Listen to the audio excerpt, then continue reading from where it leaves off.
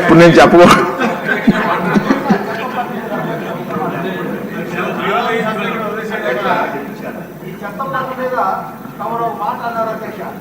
ఇప్పుడు ఎందుకు ఇవ్వండి?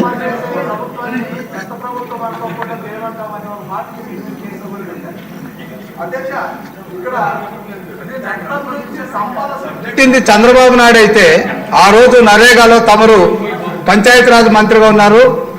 దాదాపుగా 9600 గ్రామాల్లో చెత్త నుంచి సంపద సృష్టించే కేంద్రాలు పెట్టి వర్మీ కాంపోస్ట్ సృష్టించి రైతులకు అందించినటువంటి ప్రభుత్వం చంద్రబాబు నాయుడు ప్రభుత్వం అయితే, అదే చెత్త మీద పన్ను వేసి దాని ద్వారా వచ్చినటువంటి 325 కోట్లని కనీసం ఆ మున్సిపాలిటీల్లో కూడా ఆ గ్రామాల్లో కూడా ఖర్చు పెట్టుకోకుండా సిఎఫ్ఎంఎస్ సిస్టంలో తన ఖాతాలోకి తెచ్చుకొని నిధులు మళ్లింపు చేసినటువంటి దుర్మార్గుడు వైఎస్ జగన్మోహన్ రెడ్డి అధ్యక్ష.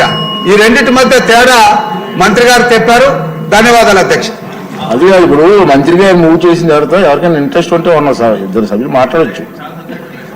పురపాలక పరిపాలన మరియు పట్టణాభివృద్ధి శాఖ మంత్రి గారు ఆంధ్రప్రదేశ్ పురపాలక శాసనములో 2వ సవరణ బిల్లు 2024ను పరిగణలోకి తీసుకునేందుకు అనుమతి కోరారు.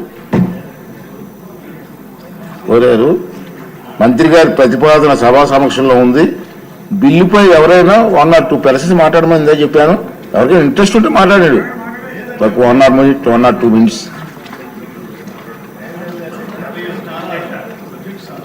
పుల్లారావు గారు. అధ్యక్ష, మేనిఫెస్టోలో పెట్టినటువంటి అంశం ఇది. చెత్త పన్ను రద్దు చేస్తాం.